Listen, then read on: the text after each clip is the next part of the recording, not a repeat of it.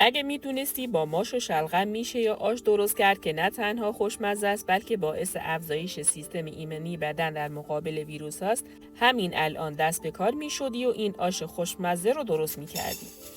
اول از همه 3 پیمانه ماش که از 2 ساعت قبل خیس کرده بودم ریختم داخل قابلمه و بهش مقداری زردچوبه و آب ولرم اضافه کردم و گذاشتم نیم ساعت بپزه تا ماش نرم بشه.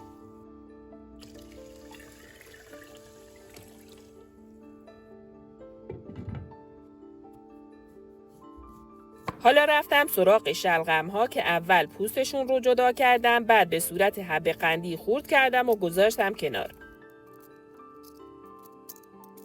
شلغم نه تنها طعم خوشمزه‌ای داره بلکه خواص زیادی هم برای بدن داره.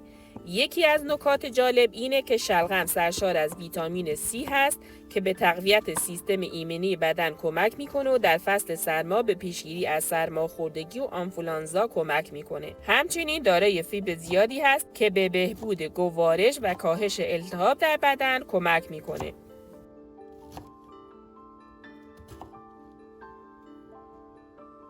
اینجا ماش حسابی پخته و پوستش داره جدا میشه.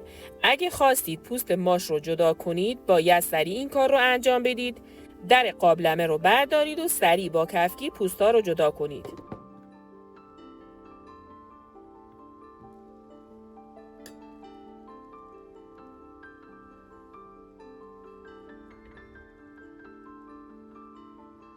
بعد برنج نیمدانه که از قبل خیس کرده بودم ریختم داخل قابلمه و یه هم زدم. اندازه مناسب ماش به برنج 3:1 هست. یعنی 3 پیمانه ماش 1 پیمانه برنج. بعد شلغم رو هم در همین مرحله بهش اضافه کردم و یه هم زدم و گذاشتم نیم ساعت دیگه با شعله ملایم بپزه تا آش حسابی جا بیفته.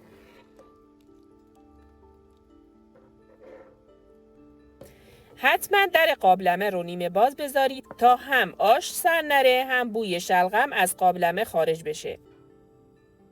داخل تابه مقداری روغن ریختم، داغ که شد 2 عدد پیاز که نگینی ریز خورد کرده بودم بهش اضافه کردم. پیاز که سبک و طلایی شد وقت اضافه کردن ادویه هاست که شامل فلفل سیاه و زردچوبه هست. همراه با چند حب سیر که پوره کرده بودم اضافه کردم و تفت دادم تا عطر ادویه ها آزاد شه.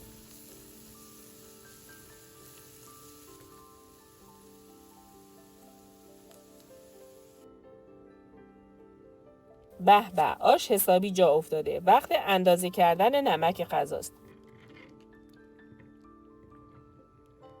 اگه آب قلم یا عصاره گوشت داشتید حتما استفاده کنید چون هم خوشمزه میشه هم مغذی. حالا پیاز داغ رو هم ریختم داخل قابلمه و یه هم زدم تا حسابی به همه جای آش برسه.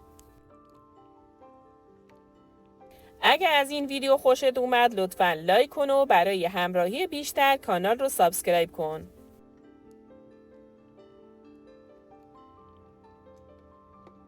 20 دقیقه دیگه زمان دادم تا مزه ها به خورد هم برن و آش جا بیفته. داخل کانال کلی غذای خوشمزه با حبوبات هست. لینکشو میذارم. اگه دوست داشتی حتما ببین.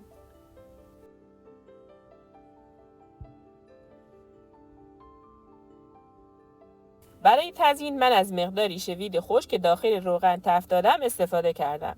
ترکیب شوید با ماش فوق‌العاده است. این آش برای کسی که سرما خورده عالیه. چون شلغم خاصیت ضد التهابی داره و کمک میکنه که بدن سریعتر بهبود پیدا کنه. تا ویدیوی بعدی دلتون شاد و غذاتون خوش‌طعم.